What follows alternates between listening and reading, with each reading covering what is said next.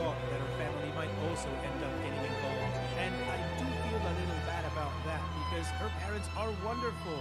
I have no idea how she turned out the way she did.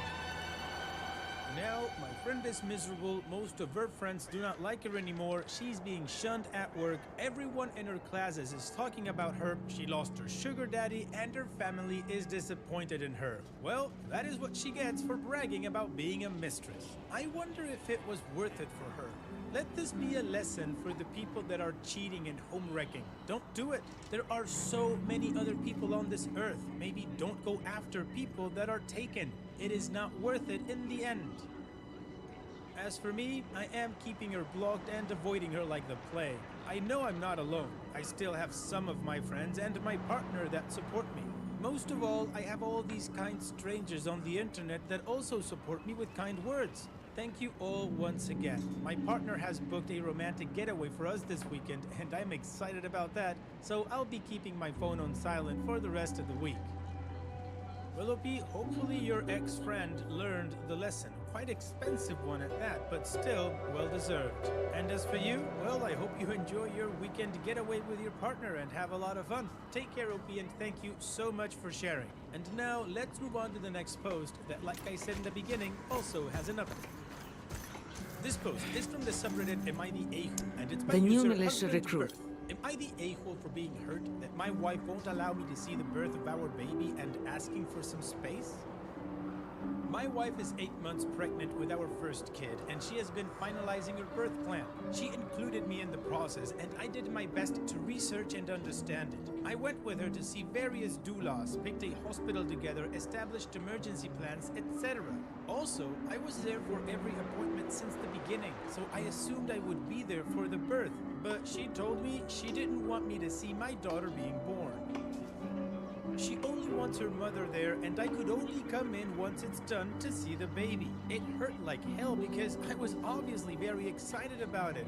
I asked why, and she just said she'd be more comfortable that way. I said, okay. I told her I'll let her do whatever makes her comfortable and I'll be on board with it, but that I'm very hurt and will need some space for a few days to take it in.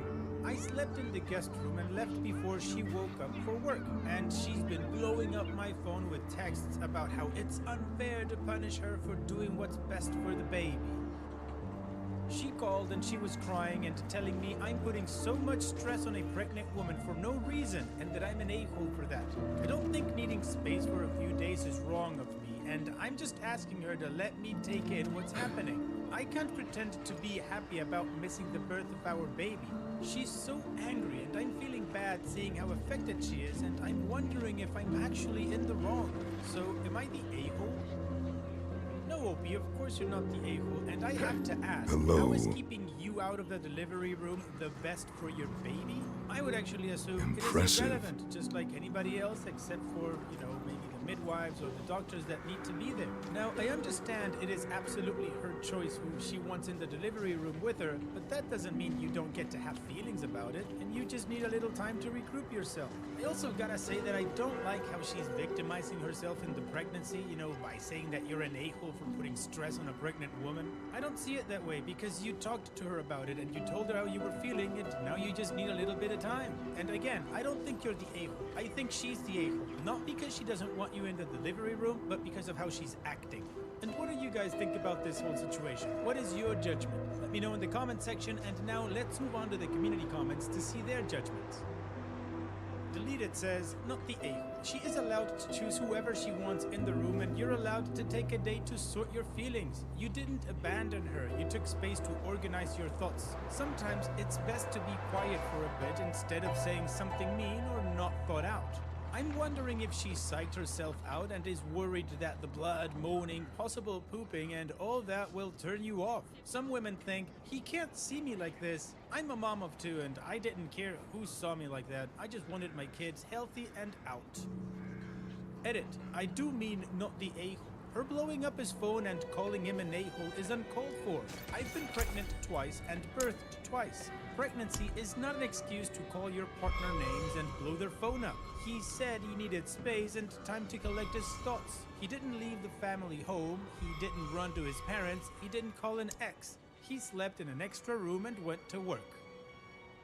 Extreme Sock 1153 says, not the a-hole. You're allowed space, but I want to add this. My husband was told from so many people to not be there for the birth or look because it will ruin sex for him forever. So he was a little worried. He was there, but he made a point of not looking for the first one. The second one, things changed really fast and he had to run back to the room as fast as possible to be there and came in just as I was delivering and he said he saw everything, lol, and it wasn't that bad. My point is, it's possible maybe people are feeding your wife these same stories and it's made her insecure and worried. There's a lot of pressure on women to always remain sexy for their husbands. Maybe ask her if she's insecure. I don't know, just some thoughts. Fuzzy Ad 559 says, no a-holes here. She made a choice she was comfortable with. That's fine.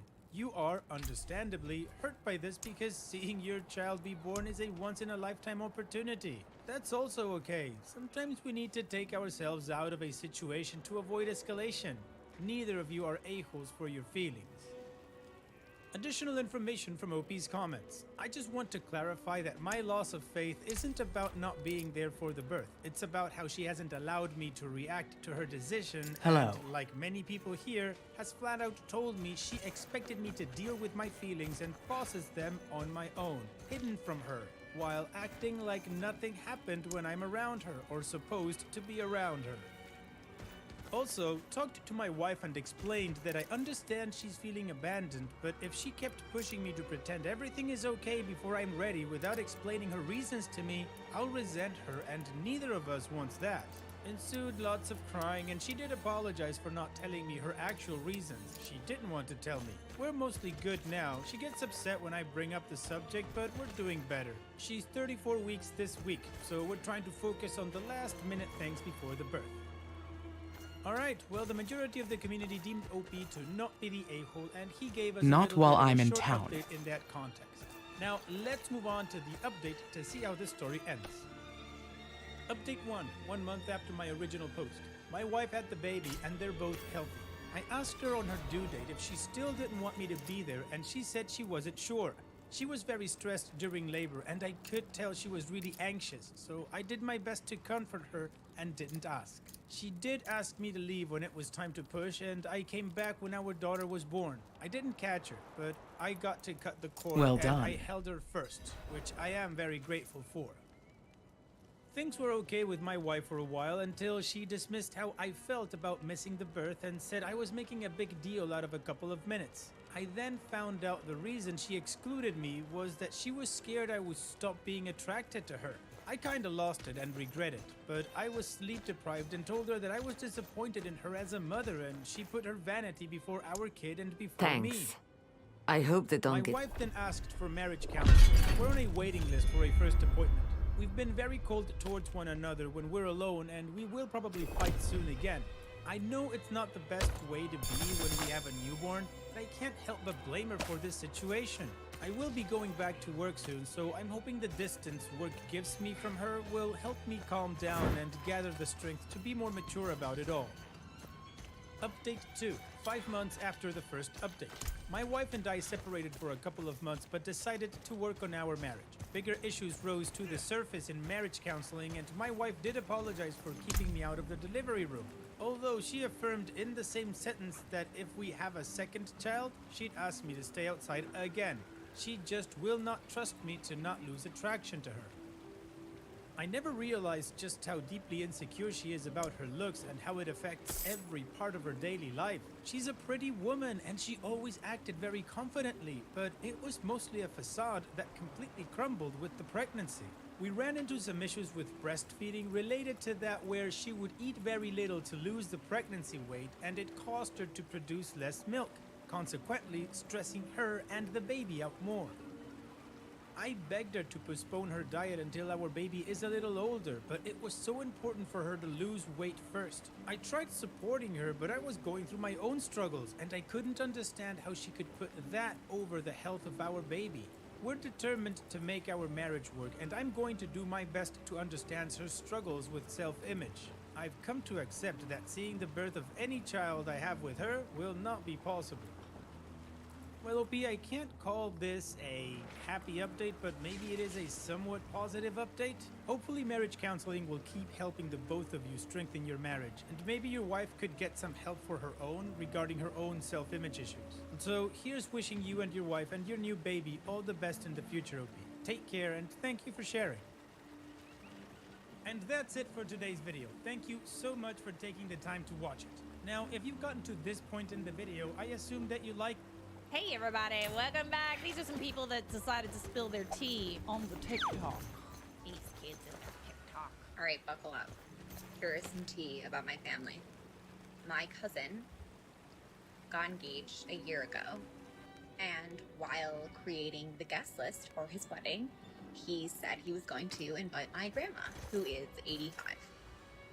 And my aunt, my cousin's mom, not my biological aunt, decided she didn't want my grandparents to be invited. Those would be her in-laws. So instead of just voicing that opinion, she decided to hire a hitman to my grandma. I'm sorry, what? No, excuse me. Voicing that opinion, she decided to hire a hitman to my grandma. I'm sorry. No, excuse me. Are you joking? That better be a joke. Is that a joke? We're gonna need some more context. How many what? Okay, part 2. So, I guess my aunt called. I'm not ready. Have enough fury. Uncle overheard and was like, "Oh, this is not good." So instead of calling the police like a normal person would, I'm not ready. And she was like, okay. He said, and I quote, "I think a crime has been committed." Yeah, no Sherlock. His sister, Greetings. being of sound Oh, mind, greetings. called police Greeting. immediately. Hello. And the police intervened, and my grandma is still alive, and it's fine. My aunt, who hired the hitman, is not in jail as of yet. I'm not ready. Yesterday. However, said wedding is in 2 weeks, and my grandma is still sad that she was not invited to the wedding. You know, part of me thinks it's a bad idea to put this on the internet, because then the aunt that hired the hitman is gonna run. Wow, I thought I had family problems. Excuse me. Excuse me. Excuse me. Why do we, like, it was just like, oh, I don't want her at the wedding. Let's unalive her. Wait, where do you get you don't want her at the wedding and then hitman? Like, how do those things go together? The next logical step, right? So is your grandma still going to the wedding? I'm curious I'm too. not Is ready she? yet. That escalated quickly. This is what I'm saying. Like, why do we need to like hire hitmen because we want someone to not be invited? I'd like to get for those. Let's not resort to violence, friends. I'm sorry, what?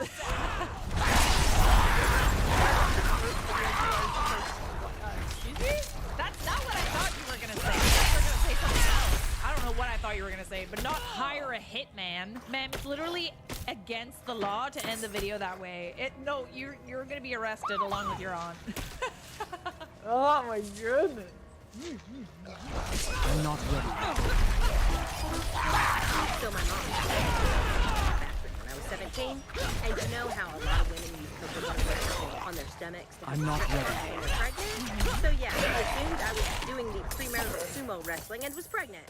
And she yelled and yelled I'm and out of yelled fury. like the puppy that she was. I'm not ready. Then I said, I'm getting the heck beat out of me anyway. Might as well just do the deed. And I was a good little Christian girl at the time who had no intention of doing that.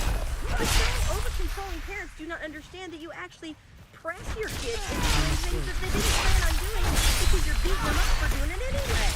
Come on. I just literally liked the smell. And sometimes that's all it is. I'm Here not he ready. is. Well, you're not gonna yell that for it anyway. Might as well do it. You know what I'm saying? You know what she's saying? I'm saying you got pregnant. You did minus. You got pregnant. Premarital sumo wrestling. I've never heard that. I'm before. low on I like fury. it. It's like a really strange image in my head. So, like, are we like all agree? Like, Oh, it's like that, eh? All right. I'm asleep. Whatever floats your boat. All same. I was 12 getting accused when I didn't even understand what a code was. Honestly, with over-controlling I'm parents, low on it's just like, fury.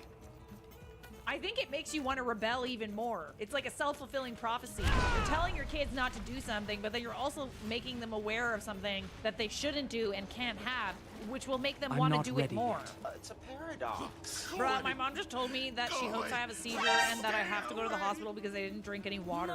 Again, we are escalating rather quickly, I see. It's always the like, no mom, I'm not gonna do that. And then it's the, no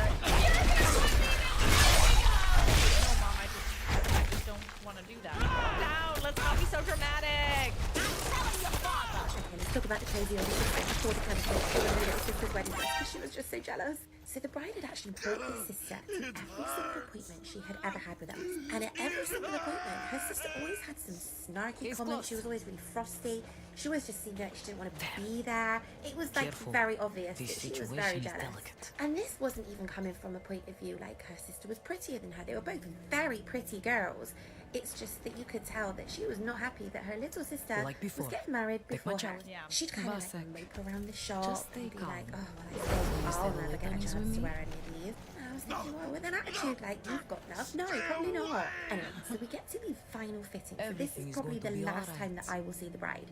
She comes in, she's trying her dress on, Father and Inarius, obviously her moody as sister I is with shed her. my I just kind of wicked ignore blood, her. I let already it know be her vibes, so purified I was in just thy like light. trying to keep it upbeat for the bride, because I just knew that this girl was going to try and bring her down. And I wasn't going to have that on my watch. Now, we didn't have a strict no food, no drink policy Let within the the shop light because the way fill we the felt is that, well, you know, we're all adults. You know, we can all be responsible, but just, you know, mind Something's yourself. wrong. You know, mind where you are, look what you're doing, look where you're going, look where you're putting your drink. You know, be an adult about it. You know, you want to have a drink, but, you know, just like you're flinging it around the shop. Now, the bride and one of the bridesmaids, they were just getting there, they were having a great time, picking the dress, trying on some accessories, just having fun.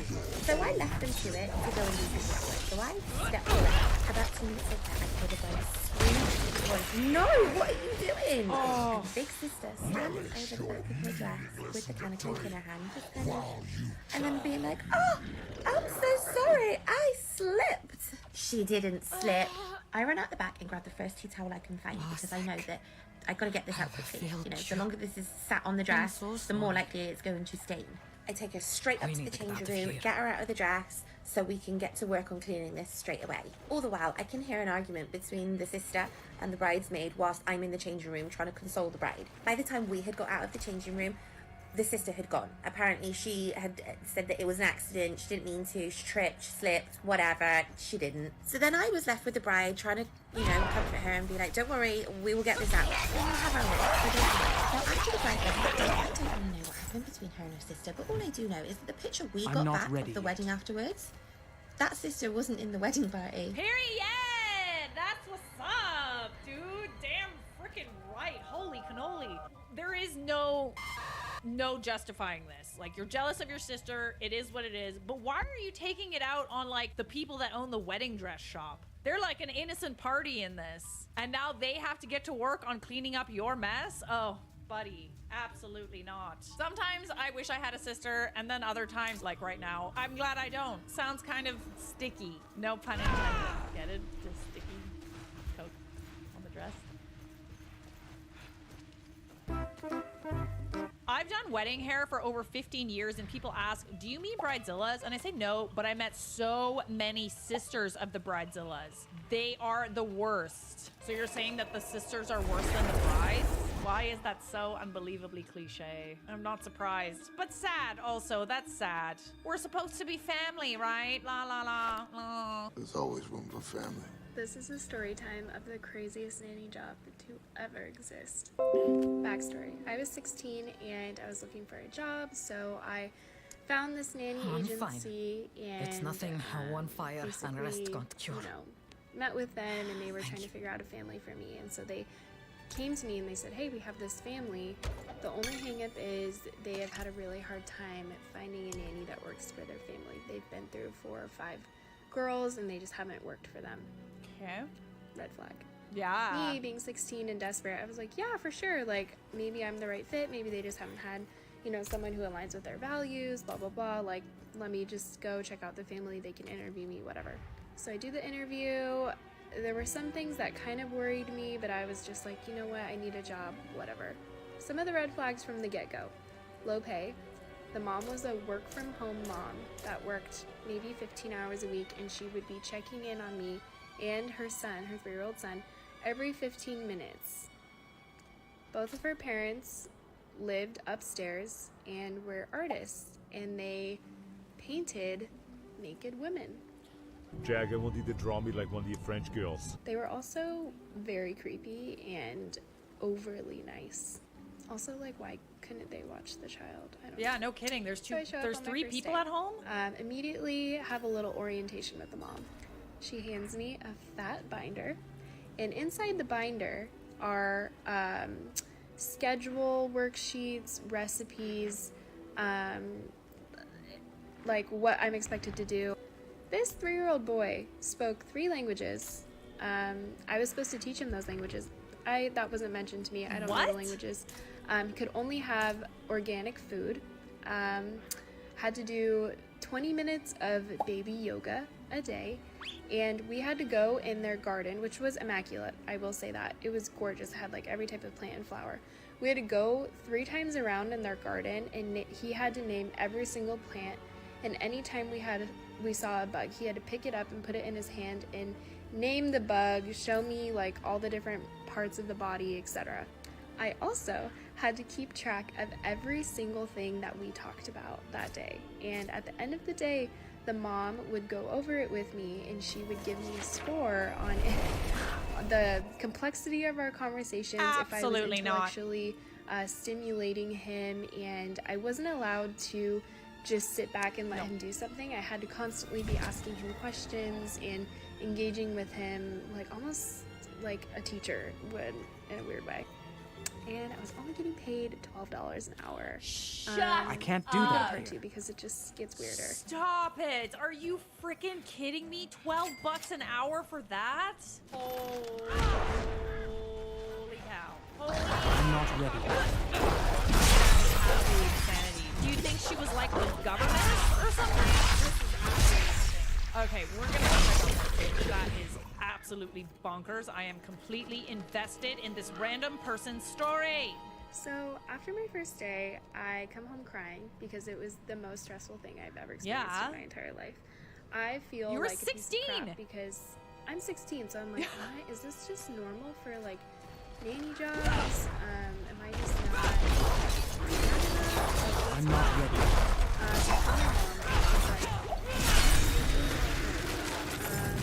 So day 2 comes around. She's continually checking in on me, and at the end of the day, my third day, it was in July, and I decided that we would blow up his little kiddie pool, and we would like splash in it and everything. And we did that. He had so much fun. We were playing, whatever. At the end of the day, she comes up to me and she's like, I thought the pool was a good idea, wasn't a great idea. And let me tell you why. She basically said her 3-year-old son was like intellectually like a 9-year-old, and 9-year-olds don't play in kiddie pools. It was really weird. So I'm like, ding, ding, ding, red flag. I'm really unhappy here, but I also like don't like to be a quitter. So I'm like feeling bad because she's been through like 5 nannies, and so I'm blaming myself. That's her fault. In reality, it was her issue. The family was the issue. And the other part, the grandparents would constantly check in on us to play with him. So I'm like, why am I here? What am I doing? Literally, period. You guys are really involved, and it seems like you want to be involved, but then they were like super creepy to me, and they would like ask me weird questions and tell me about how they were feeling. I'm afraid.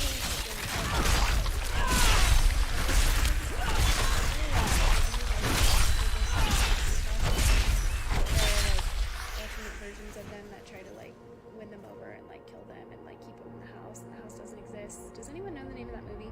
It gave me those vibes. It was like eerily like nice in like this weird utopia. It was a really creepy house.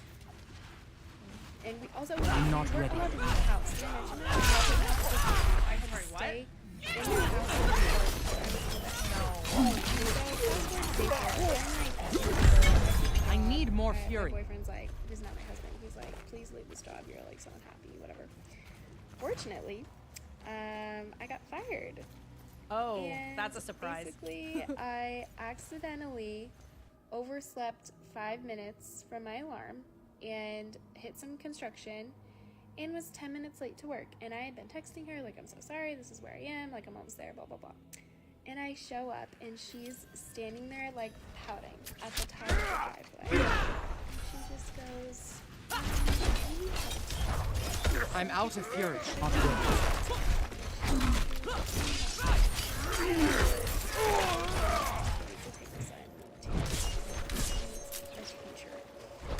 No shit. Isa. Let me tell you something, all right? If an employer has a high turnover rate, that's a red flag. There's a reason why a lot of people don't like it dating. $12 an hour is obscured.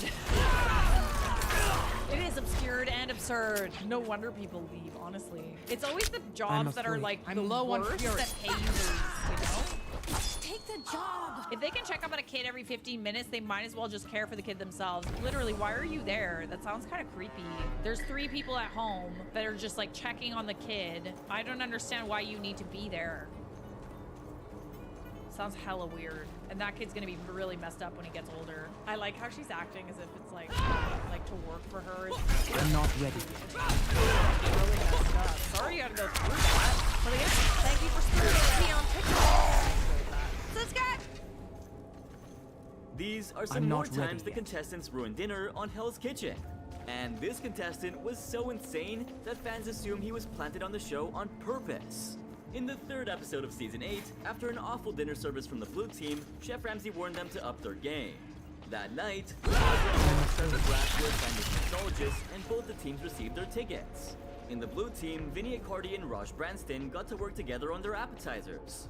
And despite Vinny telling Raj that he needed 4 more minutes on his spaghetti, Raj tried to send out his scallops. But thankfully, Louis Rapucci and Vinny convinced them to refire them first.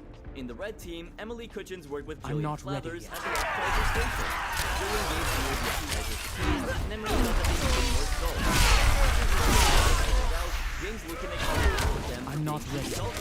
With no team sending out appetizers, James purchased the green appetizer to send out cocktails to customers. Finally, after some big hiccups, the teams were I able to need send more out some fury. food. An I'm hour afraid. later, the blue team started with their entrees. And when Raj brought his salmon to the pass, Chef Ramsay noticed that he cooked the salmon in a This must disgusting be it. stock, which wasn't required. Let's go. I'm ready. The blue team had to pay for Raj's mistake and had to restart everything. Meanwhile, in the red team, Melissa Donnie's Dover sole came out overcooked, which pissed Chef Ramsay off. With both teams behind on their entrees, the diners were beginning to get a little impatient. Finally, Raj was ready with his refried salmon, and then he backtracked by saying that he needed 1 more minute. Hearing this, Chef Ramsay lost it. I'm out of fury. Then, when Raj finally sent the salmon not to the ready pass, yet. it came out raw, which further angered Brandon. While it was obvious to everyone, Raj wanted to ask Chef Ramsay why he rejected his salmon. But Chef Ramsay wasn't ready to listen to his crap. However, Raj being Raj, I'm not ready. again, and this time, Chef Ramsay decided to shut him down. Could anyone be some sense into this guy? All he did was aggravate this grim situation. Thankfully, Vinny came to the rescue and helped the team send out their first entree. An hour and 40 minutes into the dinner service, both teams were finally sending out their entrees. In the red team, Emily went to help Nonna Sibley, but Nonna's work was only doubled when Emily didn't get the gratin ready on time. I'm not ready Now, yet. in the blue kitchen, Boris Bishop was ready for his Wellingtons, but when he sliced them, they were wrong. He was so disappointed that he asked the blue team to start all over again. The blue team immediately got to work when someone was having a giant need time more feasting fury. over the rejected fish. I can't believe people like Raj even exist. Who does that? Anyway, I'm not Chef Ramsay ready. caught him red-handed and chewed him out.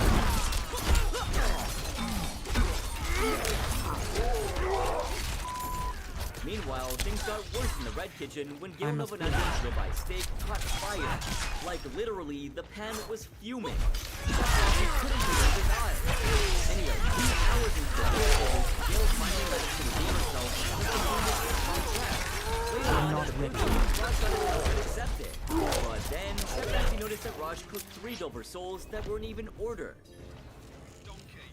And soon after, when Chef Ramsay pulled out some of the rolls, Raj revealed something horrifying. There were none left. Okay, this guy seems to be the very definition of dumb. Hell was awaiting Raj as he tried to argue with Chef Ramsay. Trying to cool down, Ramsay asked Raj to do one simple thing.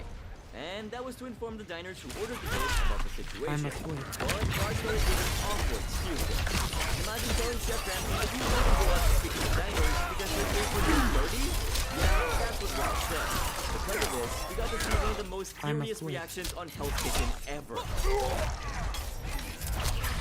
Finally, with Raj out in the dining room, the blue team managed to push out their entree. In his dinner service, though both teams completed the service, Chef Ramsay wasn't happy with their performance.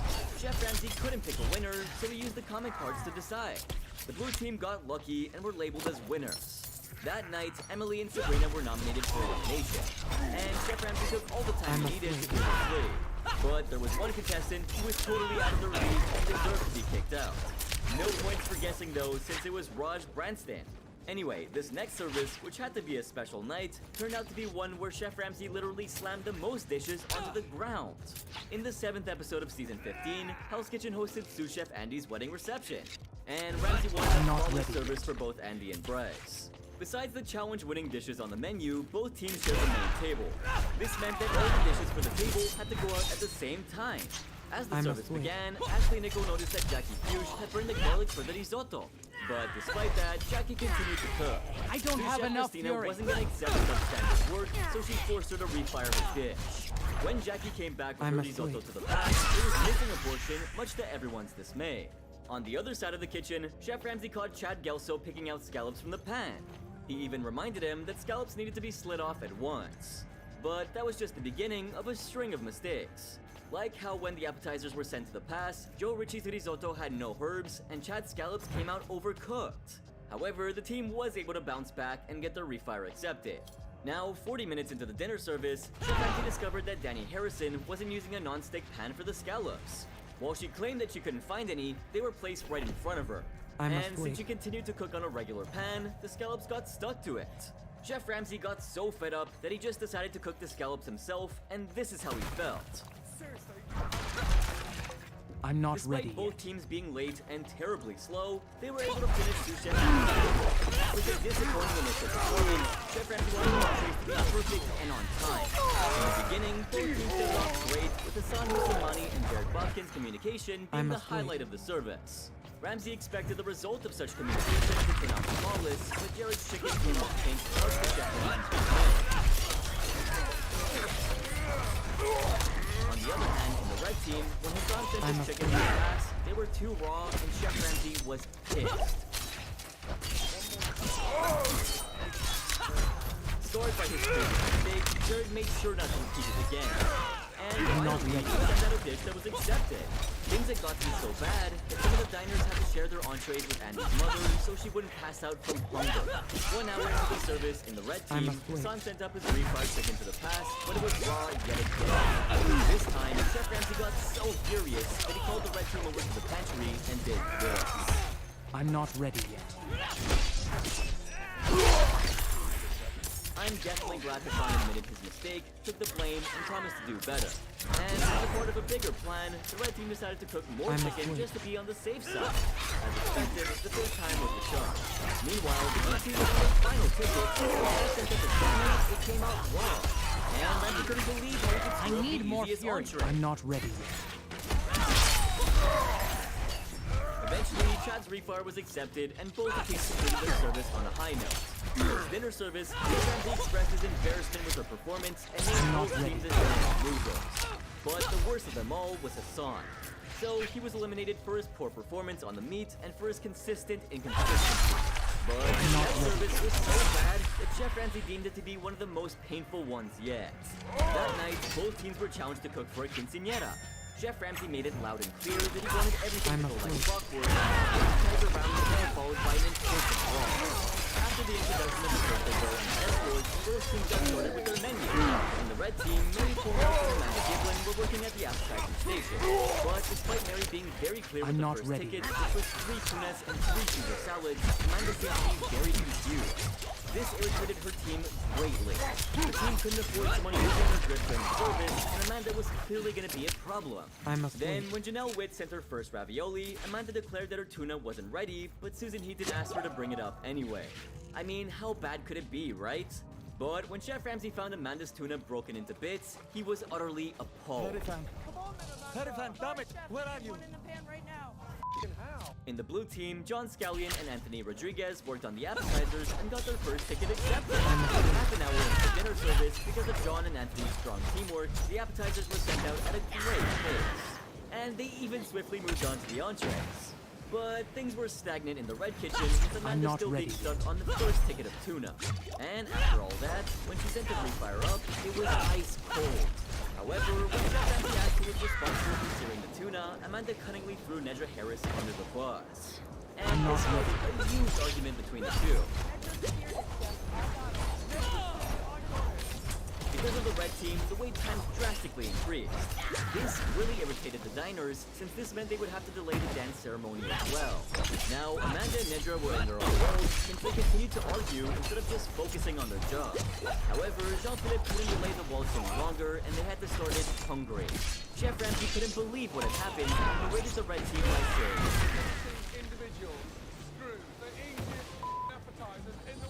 that must have been really embarrassing for Ramsay.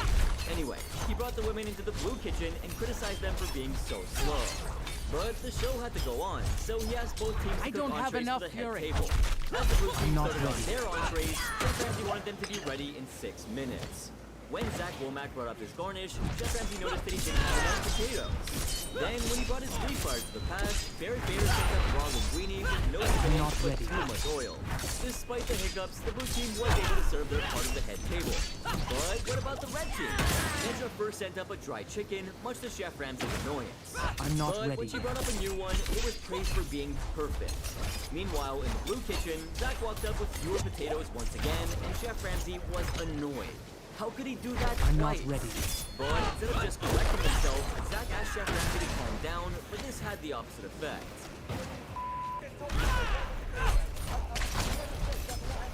Zach moved on to fix his dish, and even got his refire accepted, but Chef Ramsay continued to berate him.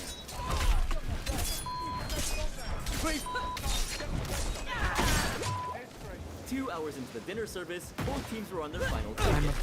In the blue team, Barrett sent up kebabs that weren't only overcooked, but one of them had a burnt splinter in it. This left Chef Ramsay fuming. However, his refire was accepted, and the blue team was able to finish the service.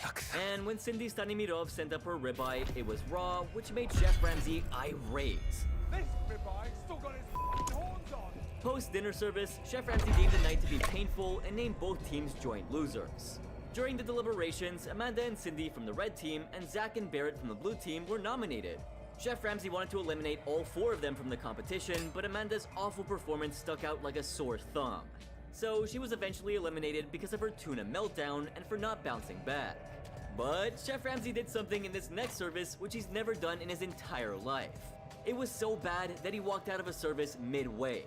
It was the first Blackjack at Dinner service of Season 6, and Chef Ramsay had high expectations for the final 6. Also, that night was a couple's night. The menu featured chopped salad as an appetizer and porterhouse steak for 2 as a tableside, which was to be served by Kevin Cottle. As the team got their first ticket, Suzanne Schlitt did the honor of making the first mistake. She sent out 2 tortellini portions instead of 3. And despite Suzanne giving 2 minutes for the refire, it took much longer than that, because everyone was standing up. Thankfully, she managed to get her refire accepted. However, when Van Herd was working on the fish, Chef Ramsay caught him searing a bass instead of cooking the scallops. As a result, Chef Ramsay gave him a stern warning. However, he started sweating into the dish while making the scallops, which made Chef Ramsay disgusted and furious. He then forced the team to start all over again. Because of the mistake, over tickets, there was hardly any food went out. Chef Ramsay then yelled at Suzanne and Van for their awful start by saying this. I'm not ready yet. Working on the entrees and appetizers, Neil Middleton took the lead and communicated with Van and Ariel Contreras-Fox. Chef Ramsay faced them for taking the lead, and when Neil simply landed the pass, he was praised yet again by Ramsay for cooking it perfectly. However, Van was laid on the halibut and placed it on a non-sizzling pan. And when he sent out his halibut, it came out raw Scott would enrage Chef Ramsay. Ramsay then took back I'm not ready.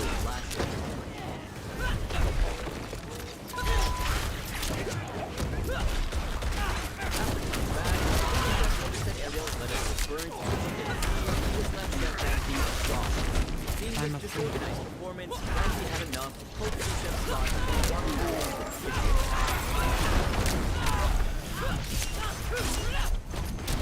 Without Chef Ramsay and Sous Chef Scott, both decided to take the lead. I'm not ready. Ariel was slow with the bonuses. Despite asking for 5 minutes, Neil reminded Ariel that they needed 3 more minutes. After getting some help from Dave Fuzzy, Ariel finally sent her garnish to the grass. The only thing left was the plating, which Kevin helped out with. After getting the first few dishes plated, Kevin went back to the dining room for the table side, leaving Suzanne in charge of the plating. However, she refused to plate the dishes, fearing that she would screw up, much to her team's dismay. Van then came forward and started plating, and a few dishes went out to the dining room. However, Van didn't communicate very well with Tennille about the timing.